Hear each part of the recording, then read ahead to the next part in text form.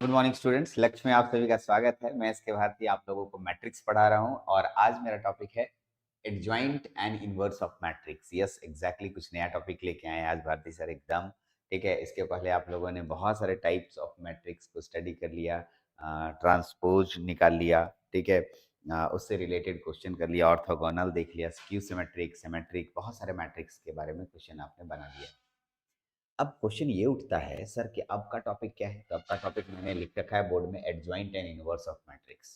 ठीक, लेकिन इस टॉपिक में जाने से पहले कुछ बातों को सुनिए। इस टॉपिक में जाने से पहले आपको इस बात को समझना होगा कि माइनर क्या होता है और कोफैक्टर क्या होता है। ठीक है, यस सर, एकदम सही सुने आप। ठीक है, टॉपिक क्या मैंने बोला, माइनर, ठीक है, and cofactor, minor and cofactor. ठीक है, अगर हमें माइनर और कोफैक्टर की जानकारी नहीं होगी तो हम एडजॉइंट और इनवर्स में कहीं ना कहीं परेशानी का सामना करेंगे।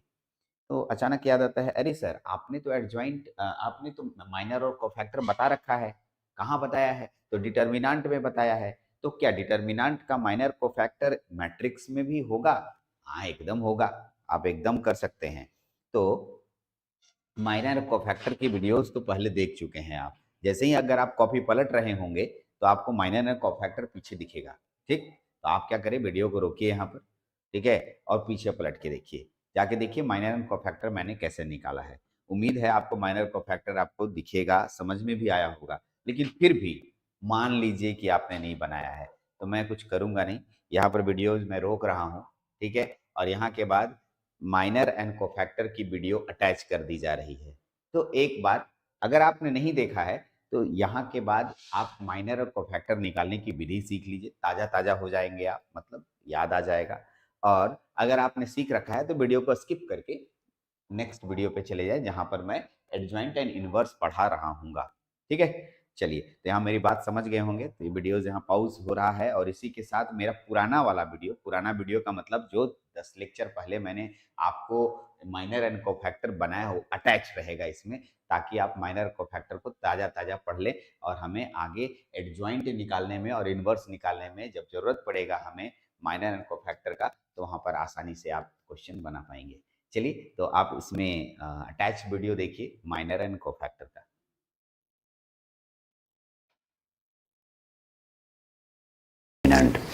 डिटर्मिनेंट में माइनर क्या होता है और ये कैसे कैलकुलेट होता है, कोफैक्टर क्या होता है और ये कैसे कैलकुलेट होता है, आज हम लोग पूरे अच्छे तरीके से सीखेंगे। पहले हम लोग माइनर को लेके चलते हैं। डिटर्मिनेंट में एक शब्द है माइनर, ठीक, इसके कैलकुलेशन करने की अपनी एक विधि है। माइनर, अगर हम लोग माइनर को समझने जाएं तो जिस भी पोजीशन का हमें माइनर निकालना होगा, डिटर्मिनेंट के अंदर जिस भी पोजीशन का हमें माइनर निकालना होगा, तो उसके रो और कॉलम को ओमिट कर देना है। क्या बोला मैंने? रो और कॉलम को ओमिट। ओमिट का मतलब यहाँ मैंने लिखा है ओमिट, देखिए यहाँ शब्द लिखा है ओमिट।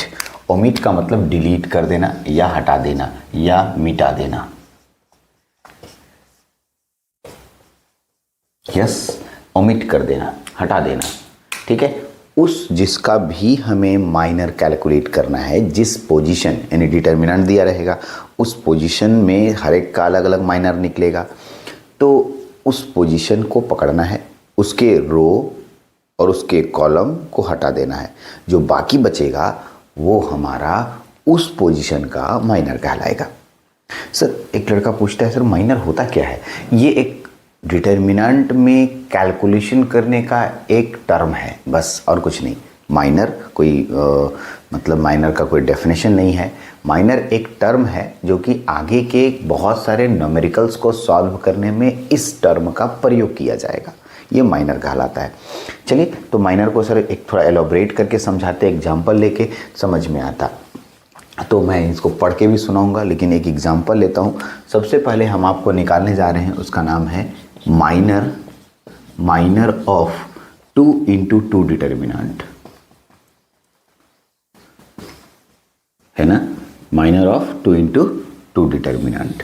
ध्यान देंगे, सबसे पहले तो मैं 2 into 2 बोला गया, इसका मतलब 2 into 2 का एक हम लोग डिटर्मिनेंट ले लेते हैं। जैसे ऐसे देख लीजिए, ये डिटर्मिनेंट ए है और इज इक्वल टू, मैं यहाँ पर डिटर्मिनेंट बना रहा हूँ, ठीक है, तो हम लोग क्या ले लेंगे, A11, ठीक है, A12, A21, A22, इस तरीके से। सर ये पहले तो बताइए सर कि 11, 12, 21, 22 क्या क्या लिखते हैं, ये है क्या? तो मैंने आपको इसलिए पहले लिख दिया है कि आई जे लिखते हैं, आई जे, पहले आई यूज़ करते हैं उसके बाद जे। जहाँ भी ऐसे संख्याओं को देखिएगा आप समझ जाइएगा, पहला और दूसरा 2 डिजिट यहाँ दिखाई दे रहा है। पहला वाला डिजिट रो इंडिकेट करता है, दूसरा वाला डिजिट कॉलम इंडिकेट करता है। इसका मतलब अगर हम यहाँ पर अगर बात करें तो ये फर्स्ट रो फर्स्ट कॉलम है, ये sir first row second column. ये नहीं बोलना है कि फर्स्ट कॉलम सेकंड रो, नहीं बोलना है, ये गलत हो जाएगा। First row second column, first row second column, है ना। कॉलम इसको कहते हैं, एक का पहला कॉलम दूसरा कॉलम, तो दूसरे कॉलम में, और ये पहला रो है, फर्स्ट रो सेकंड कॉलम। ये क्या होगा, second row first column, second row second column. तो ये एक पोजीशन हुआ। ऐसे 3 into 3 का भी हम लोग जब बनाने लगेंगे उस समय भी हम इसी तरह के पोजीशन का बात करेंगे। ये तो एक डिटर्मिनेंट है सर, इसमें हर एक एलिमेंट का अपना माइनर निकलेगा। माइनर कैसे निकलेगा वो मैं ऊपर के डेफिनेशन पढ़ के समझा रहा हूँ। जैसे मैं सबसे पहले ऐसे लिखूँगा, minor of A11। Minor of A11 को हम लोग कैपिटल से दिखाएंगे, मैंने दिखाया है M दिखाओ, और आई जे, मतलब I का मान 1 है, J का मान 1 है, तो M11 दिखाएंगे। अगर हम पूरा लैंग्वेज में लिखें तो माइनर ऑफ A11 लिखेंगे, मतलब इसका माइनर निकालना है हमें, है ना। तो इसे हम लोग डिनोट करते हैं M11 से। तो इतना लंबा जो शब्द है उसके जगह पर M11 लिख देंगे तो भी चल जाएगा। ये माइनर ऑफ A11 हुआ। माइनर ऑफ A11 को सीधे M11 लिख सकते हैं। तो सर इसका माइनर कितना होगा, अब डेफिनेशन पढ़िए। Minor of a determinant is obtained by omitting मतलब मिटा देना, row and column which it belongs, मतलब जिसका आपको माइनर निकालना है उसका रो को मिटा दीजिए और उसका कॉलम को मिटा दीजिए। मिटाने आता है ना, एकदम मिटाने आता है सर। चलिए मैं मिटा देता हूँ आपके सामने। जैसे मेरे को इसका निकालना है तो इसको मिटा दिए, पूरा रो को मिटा देना है और पूरा कॉलम को मिटा देना है।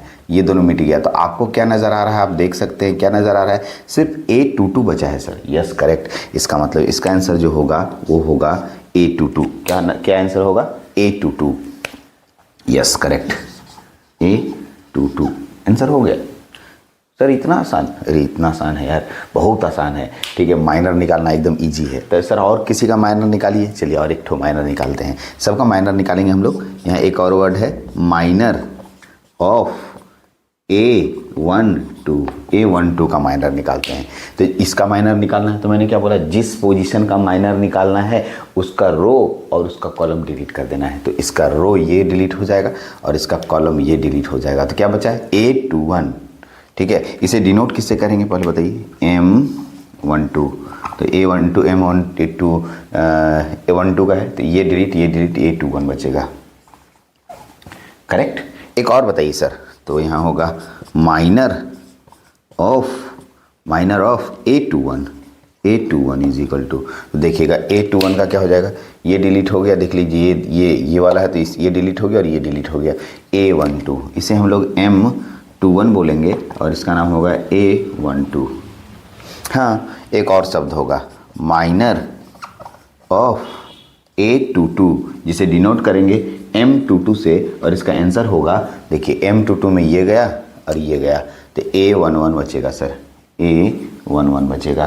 तो आपके पास माइनर कैलकुलेट हो गया। इसी तरीके से माइनर कैलकुलेट करने आपको आना चाहिए। 2 into 2 का था, 3 into 3 का ही बाकी है, वो भी कर लेते हैं। लेकिन हम लोग 2 into 2 डिटर्मिनेंट में किसी का भी माइनर अगर हमें निकालना है तो जिसका माइनर निकालना उसका रो और उसके कॉलम को मिटा दीजिए, जो बाकी बच गया वो उसका माइनर कहलाएगा। हाँ ठीक। तो सर 2 into 2 तो बहुत आसान लगा। 3 into 3 बताइए, थोड़ा वो देख ले कि वो कितना कठिन है, क्या उसमें कुछ ज़्यादा कैलकुलेशन करना पड़ेगा? अरे नहीं, इजी है, बहुत आसान है। तो आते हैं minor of 3 into 3 determinant. Minor of 3 into 3 determinant. 3 into 3 determinant का माइनर कैसे निकाला जाएगा ये हम लोग यहाँ पर कैलकुलेट करेंगे। सबसे पहले तो एक डिटर्मिनेंट कंसीडर करते हैं। Let us take a determinant. Let us take let us take a determinant. Let us take a determinant. एक डिटर्मिनेंट ले लेते हैं और इसको हम लोग दिखाते हैं कैसे, देखिएगा A11, ठीक है, A12, A13, A21, A22, A23, A21, 22, 23, A, ठीक है, 31, A32, A33। अब देखिए पहले लिखने का तरीका कैसे मैंने लिखा। एक लड़का को तो लिखने नहीं आ रहा है, एक लड़का सोचा कि अपनी मर्जी से कुछ कुछ संख्या लिख दे रहे। अरे नहीं, लिखने का तरीका सिखाता हूँ।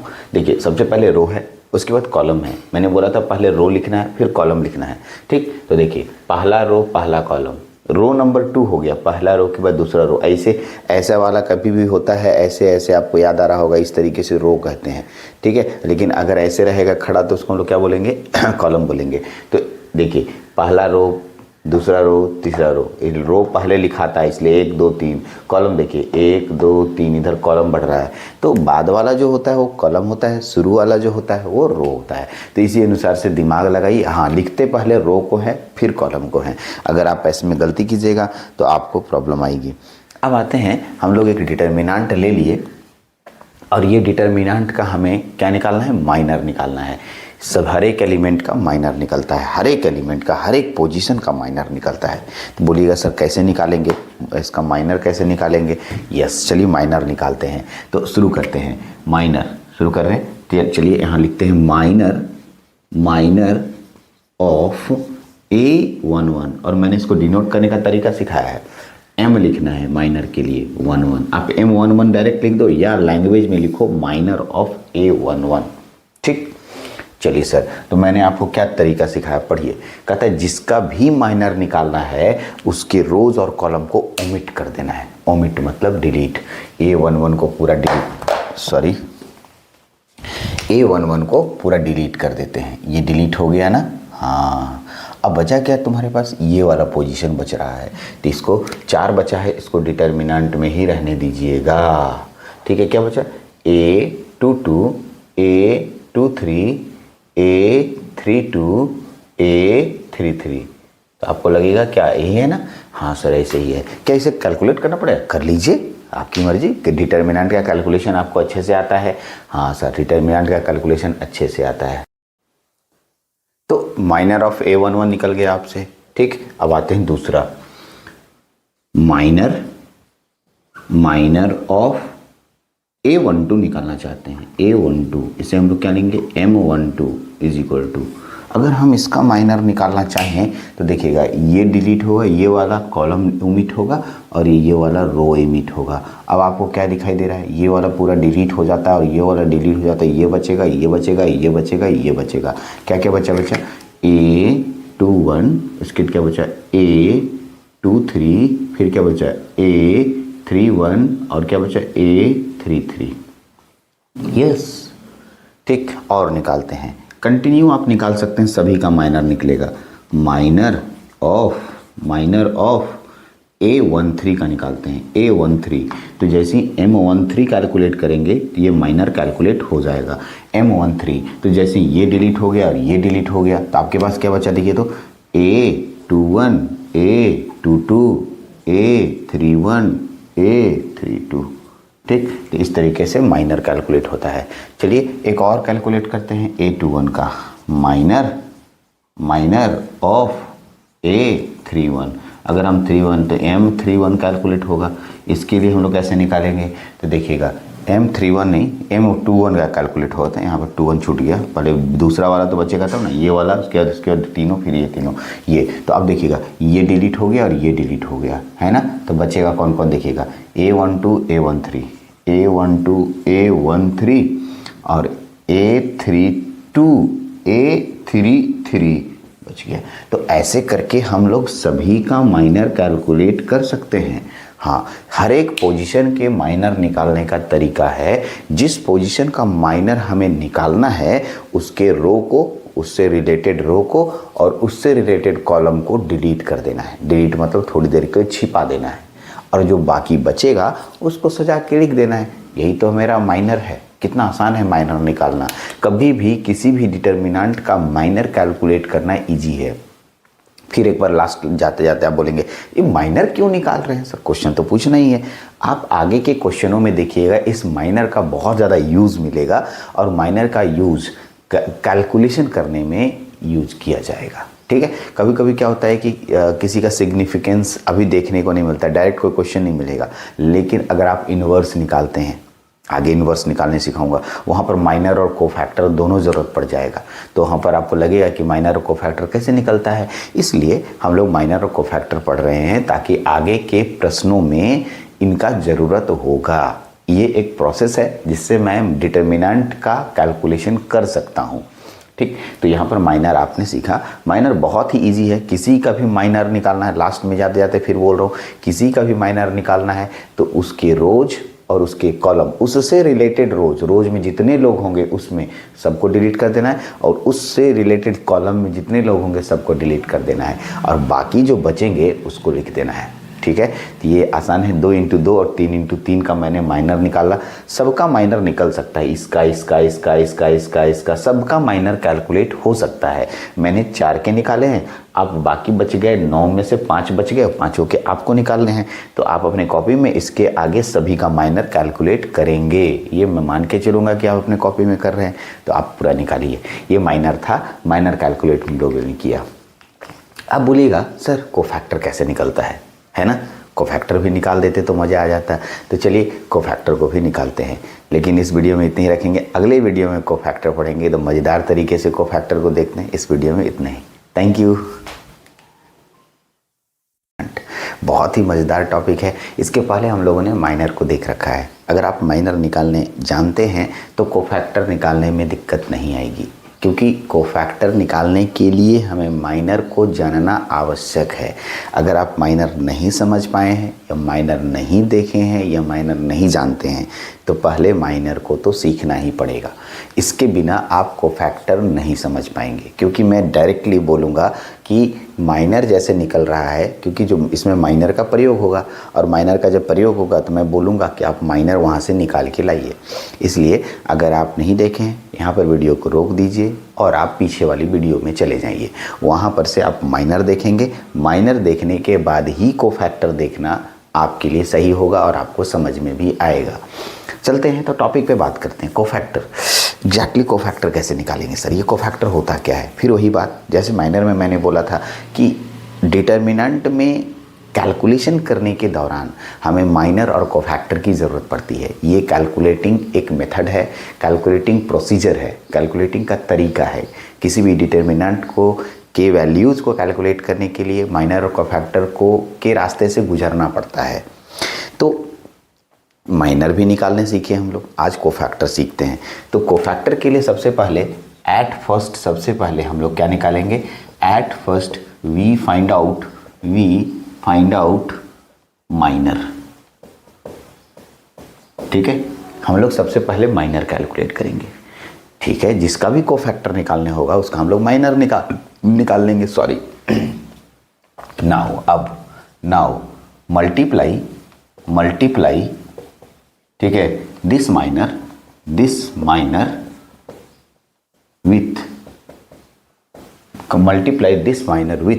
-1 into -1 to the power i plus j।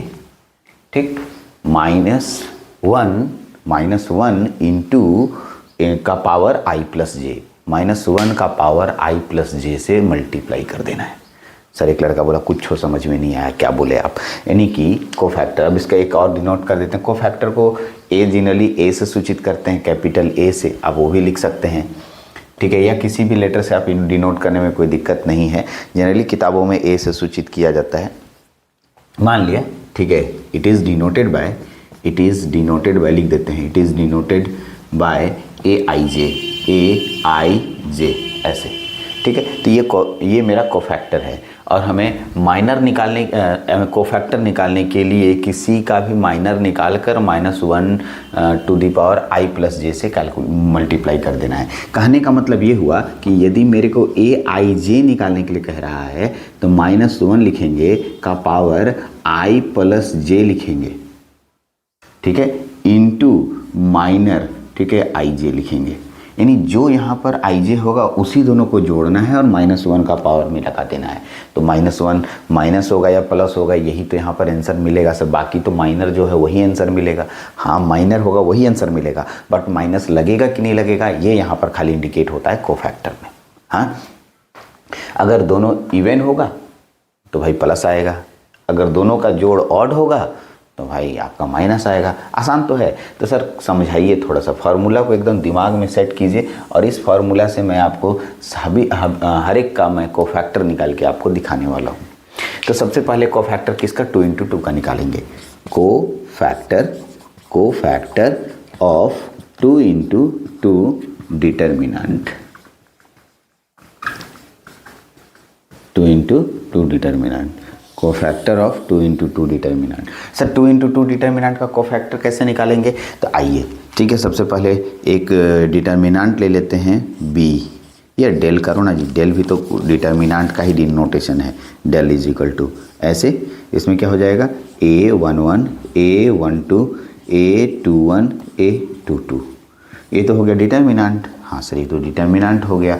अब इसमें हर एक एलिमेंट का हमें क्या निकालना है, कोफैक्टर। सबसे पहले माइनर निकालना है, उसके बाद कोफैक्टर। तो सबसे पहले हम लोग सीधे लिख रहे हैं कोफैक्टर ऑफ a11। इसके लिए हम लोग लिखेंगे a11, ऐसे लिखेंगे। बराबर फॉर्मूला क्या होगा बताइए, -1 लिखना जरूरी है। i का मान 1 है, j का मान 1 है ना, i का मान यही ij है। ये हो गया 1 और 1, ऊपर में लिखेंगे 1 + 1, ठीक, और उसके बाद माइनर, ठीक है, माइनर ऑफ ij यानी 1 1। चलिए मैं आपको दिखाता हूँ इसका। अब माइनर 1 1 का माइनर, ये माइनर 1 1 मतलब ये 1 1 है सर, यहाँ और यहाँ हमको डिलीट करने सिखाए थे आप, तो a22 बचेगा, यानी इसका वैल्यू a22 होगा। और इसका वैल्यू क्या हो जाएगा आप देख सकते हैं, 1 + 1 2, किसी भी -1 का पावर 2 इवन नंबर है तो प्लस में आएगा, यानी इसका वैल्यू होगा a22, ठीक। इसमें माइनस नहीं लगेगा क्योंकि इसमें पावर जो है इवन आ गया। अच्छा एक और बताइए तो सर, कोफैक्टर ऑफ a12 का निकालिए। तो a12 के लिए फॉर्मूला क्या हो जाएगा, इसी को हम लोग क्या लिखेंगे, a12 इक्वल टू क्या लिखेंगे, देखिए तो ध्यान से सुनिएगा। a12 देखिए यहाँ पर लिखेंगे -1 का पावर i+j इंटू सीधे, ठीक है, डायरेक्ट निकाल सकते थे ना हम लोग, काहे के लिए फॉर्मूला लिखने जा रहे हैं, समझदार तो हो ही गए, ऊपर से फॉर्मूला ले सकते हैं। i+j तो दिख ही रहा है, i का मान 1 है प्लस j का मान 2 है और माइनर लिख देंगे, ठीक है, 1 2। हाँ जी, तो अब आइए, -1 का पावर 1 + 2 अगर हमने बोला तो 2 और 1 3 हो गया, और माइनर 1 2 का माइनर 1 2 का माइनर इधर से निकालेंगे, ये डिलीट हो गया, 2 1 हो जाएगा, यानी ठीक है, यहाँ पर माइनस आ जाएगा और m12 आ गया। इसी को अगर सॉल्व करते हैं तो हम लोग के पास माइनर m12 का ma21 हो गया, a21 हो गया, ठीक। तो इस तरीके से 2 का निकला। एक और माइनर निकालते हैं, फिर 3 × 3 पे जाएंगे, ठीक। नीचे दिख रहा है, देख लेते हैं, हमको लग रहा है कि कहीं कोई दिक्कत नहीं है, थोड़ा सा कट गया है। मैं थोड़ा सा ऊपर कर दे रहा हूँ इसको, आइए यहीं पर, ठीक है, यहाँ पर से मैं ऊपर लिख देता हूँ, यहाँ से ले आइएगा तो क्या हो जाएगा देखिएगा, ठीक है, a12 इज इक्वल टू, यहाँ से लिखेंगे तो होगा -m12, और -m12 का मान कितना होता है, m12 ये गया, तो कितना हो जाएगा a21।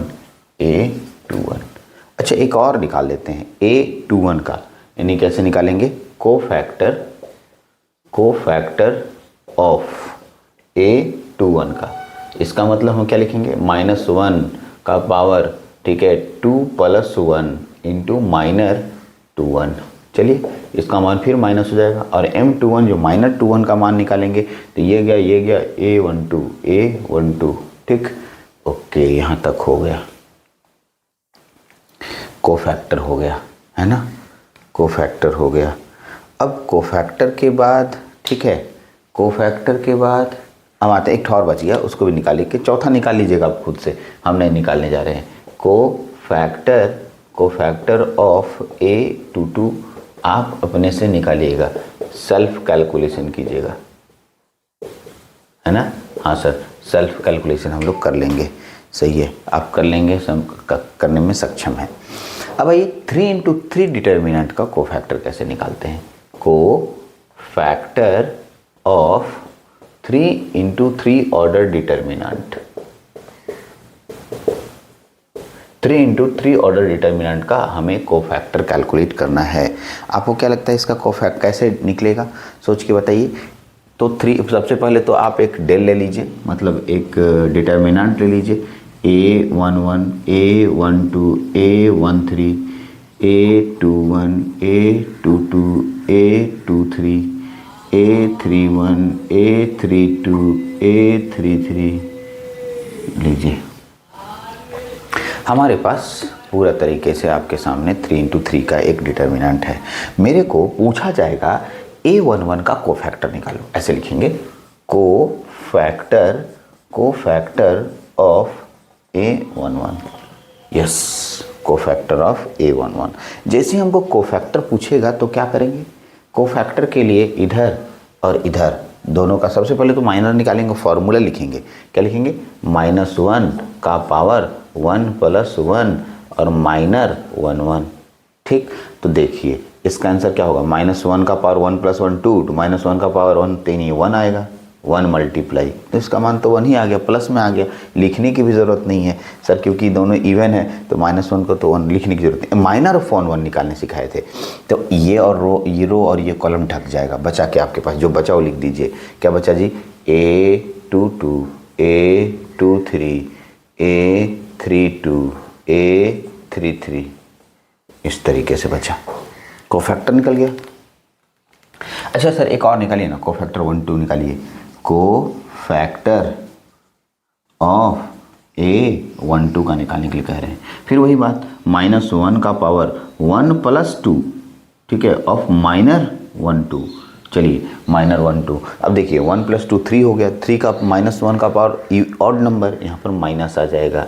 और डिटर्मिनेंट M12 कैसे निकलता है, M12 का मतलब 1 2 के पास पहुँचे, ये वाला डिलीट हो गया, ये वाला और ये वाला डिलीट हो गया, ऊपर वाला, तो आपको ये बचा, ये बचा, ये बचा, ये बचा, क्या क्या बचा जी, A21, A23, A31, A33, है ना, यस। तो अब आप देख रहे होंगे कि किसी भी टर्म का, किसी भी पोजीशन का कोफैक्टर कैसे निकाल रहे हैं। कोफैक्टर निकालने के लिए आपको क्या करना है, -1 का पावर I + j करना है और उसी पोजीशन का माइनर निकाल देना है। तो माइनर निकालना तो आसान था, पिछले वाले लेक्चर में माइनर हमने सिखाया। माइनर ले आइए और खाली इससे गुना कर दीजिए। माइनस लगेगा कि नहीं लगेगा, दिमाग लगाइए ना, सोचिए ना। अगर दोनों का जोड़ ऑड आता है तो माइनस लगेगा, दोनों का जोड़ अगर इवन आता है तो माइनस नहीं लगेगा। एकदम आसान है सर। तो इससे आप किसी का भी कोफैक्टर निकाल लेंगे। अब आपके पास कोफैक्टर किसका किसका बच गया सर, कोफैक्टर ऑफ A13 का बच गया, है ना। फिर आ जाएगा कोफैक्टर ऑफ A21 का बच गया, ठीक है। कोफैक्टर ऑफ A22 का बच गया, ठीक है। ऐसे सबका आपके पास, सबका कोफैक्टर आपको खुद से निकालना है, सेल्फ कैलकुलेशन करना है, अब आप, मैं ऐसे लिख दिया और एक स्टूडेंट भी ऐसे ही कॉपी में लिख दिया सेल्फ कैलकुलेशन। उसको हम पूछे एक दिन काहे ऐसे लिखा, तो सर आप भी ऐसे ही लिखे थे, ठीक है। तो मैंने तो आपके लिए छोड़ा था, तो आप किसके लिए छोड़ रहे हैं, ठीक है। अगर आप भी ऐसे ही कॉपी में लिख दीजिएगा तो मैं बोलूँगा आपका जो सपना है, आपका आने वाला जो पीढ़ी है वो पूरा करेगा। कॉपी छोड़ दीजिएगा, वो पूरा करेगा, ठीक है। तो फिर आपका जो दूसरा पीढ़ी आएगा वो भी ऐसे ही लिख देगा, वो बोलेगा वो पूरा करेगा। मतलब इसको कभी पूरा मत कीजिएगा, क्योंकि इसको पूरा करने से आपका मार्कर इंक खराब हो जाएगा, ख़त्म हो जाएगा, कॉपी भी भर जाएगा, पैसा खर्चा हो जाएगा, दिमाग खर्चा हो जाएगा, बहुत सारे चीज़ खर्च होता है इसमें। बाकी मेरी बातों का अगर जो समझदार हो समझ रहे होंगे, नहीं समझदार होंगे तो बहुत अच्छी बात है, ठीक है, क्योंकि मैं बेवकूफ़ वाला बात करता हूँ, वो दिखा आपको, ठीक है। तो ये वाला आप खुद से कैलकुलेशन इतना ही नहीं करेंगे, हर एक टर्म का आपको को फैक्टर कैलकुलेट कर लेना है कॉपी में ढंग से, एकदम तरीके से सजा कर, जैसे मैं सजाने के लिए कह रहा हूँ। टोटल मिला के 9 एलिमेंट का निकलेगा, हम 2 निकाले हैं, 9 के 9 का कोफैक्टर आपको कैलकुलेट कर लेना है, कोफैक्टर और माइनर, ठीक है। इसके पहले वाले लेक्चर में माइनर देखा आपने और इसमें आपने कोफैक्टर देखा। उम्मीद है कोफैक्टर और माइनर आपको समझ में आया होगा, आप कैलकुलेट करके देख सकते हैं किसी भी। अब बोलिएगा सर ऐसे ही दिया रहेगा, नहीं नहीं, इसमें संख्या दिया रहेगा 1 2 4 5 6 1 2 1 3 ऐसे दिया रहेगा।